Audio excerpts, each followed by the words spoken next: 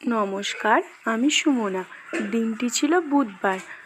আমার দিদির বাড়িতে কালী পুজো ছিল, তাই চলে এসেছি দিদির বাড়িতে। আমার পাশে এটা আমার দিদির মেয়ে। মায়ের পুজো এবার শুরু হয়ে গেছে। মায়ের মুখটা কি মায়াময়। মা সকলের মঙ্গল করুক। একটু পুজো দেখেই রাতের খাবার খেতে বসে পড়েছি।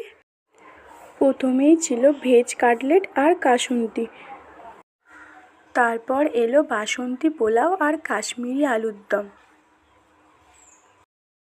তারপর ছিল দুধ পনির। প্রথমেই বাসন্তী পোলাও দিয়ে কাশ্মীরি আলুর দমটা খেলাম। নিরামিষ রান্না সবসময় সুন্দর খেতে হয়। তারপর ছিল দুধ পনির। দুধ পনির দিয়ে পোলাওটা অসাধারণ খেতে ছিল।